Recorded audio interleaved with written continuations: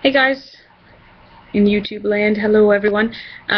Just dropping in. I've done a couple of videos, and I'm sure that I hope everybody does this, or I hope that everybody doesn't do this, and it's just me. But I've done a couple of videos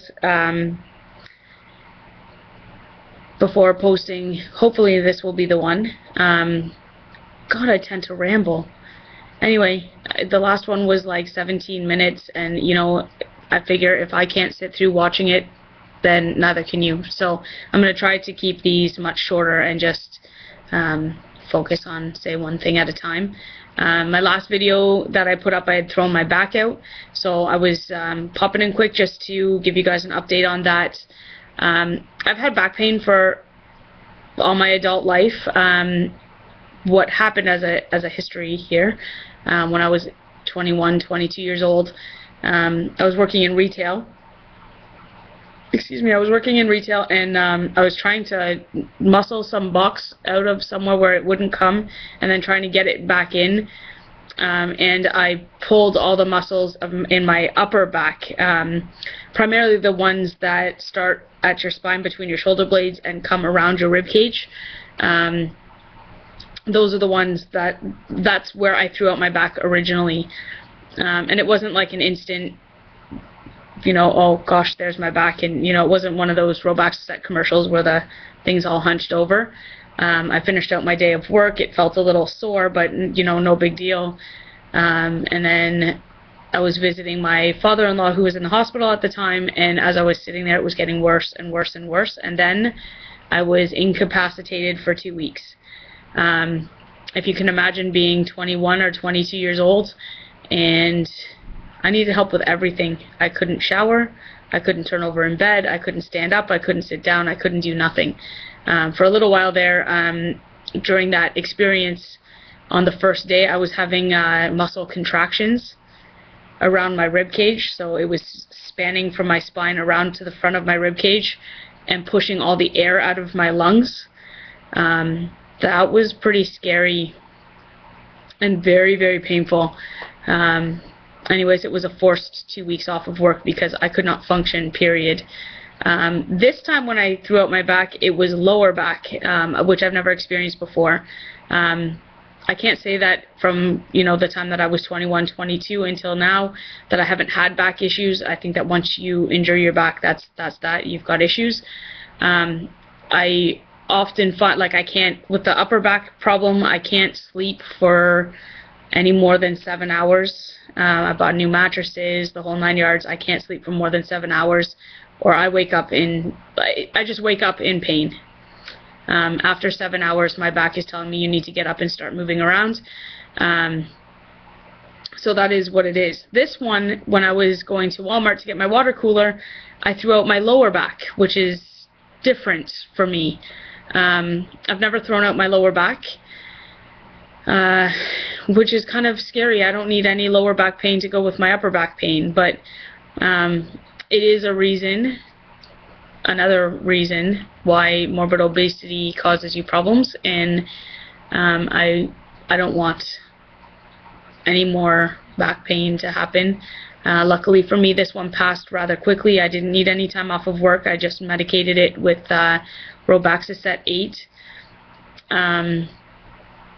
And I'm going to have to check the Robaxacet to see whether it's part of the NSAID family. I actually was thinking about that while I was taking them, like, if I throw out my back afterwards, what can I take for this? Like after surgery, what can I take for it? And wondering if that was part of the NSAID family. I haven't looked it up yet, but I will. I know that I have to give up Advil, which seems to be most people's pre-op concerns. The NSAIDs work. Like, there's just no denying that they work. I've actually done some research and had my sister do some research on it. I use Advil. I suffer from migraines. When I get a migraine, if I feel one coming on and take Advil, it goes away, and I don't have to suffer. If I feel one coming on and I take Tylenol, that's it. I'm done. Tylenol has never ever worked for my headaches. It works for body pain fine. but it doesn't work for headaches for me. So what I'm kind of hoping is that after surgery, the instances of my headaches will start to alleviate and go away. But it is what it is. If I have to suffer through the occasional headache, oh well, I'll just have to deal with that. So what am I at here? 5 minutes. You guys have bared in so far? It's amazing. Anyway, that's what I want to come in and tell you guys, that I'm feeling much better. My back is feeling good. As far as appointments, obviously I'm still pre-op. My appointments, I've got a few in February and one in April.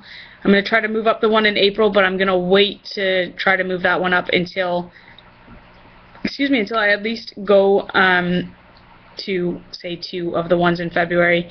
Then I'll try to push up the one in April. My wife is planning a trip for us in March, so I have to be careful not to schedule anything for the first week of March. She needs an opportunity to say goodbye to this Jen you're speaking to today before the surgery.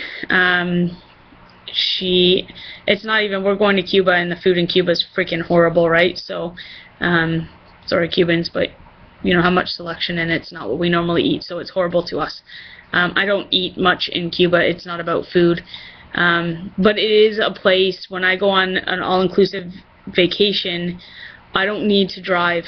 I'm the driver in my family. I don't need to drive anywhere. I don't need to be designated driver. My responsibilities end with getting me and my wife back to our room, you know, from the resort bar. So, you know, that's easy enough to handle. So I tend to kick back and relax and have a few drinks on vacation, which I won't be able to do afterwards, at least not in the same way that I have before. I'm not much of a drinker as it is. I have too many responsibilities, and you know, if something happens, it's part of my makeup of who I am. If I'm out with friends or what have you, I take it on myself to make sure everybody's got a ride home, a sober ride home. So I often don't drink. Anywho, she's planning this vacation for the first week of March, which will be nice. Any reason to go to the tropics is good enough for me. And then I'm hoping to have surgery shortly after that. So I'll keep you guys all posted as I have my appointments. I'll check in and give you guys a rundown of it for those of you who are gonna go through the process. You can see, you can just see what's going on and how those appointments go, and you know, I'll try to give you as much information as possible as I go through them. Anywho, I'm on 8 minutes now, and to spare you guys the 15-minute draw on of my conversation, I will let you all go. I want to thank everybody for all your updates. I'm watching you, and I'm following up with you. I'm watching all your progress. Jenny, you look awesome. You're doing so well. It's amazing the difference in you in just the last few weeks. You look great, girl. You're doing really good. I think that you're doing phenomenal. So keep up the good work. I'm watching. Yeah, so I'll let you all go. Have a good day, guys.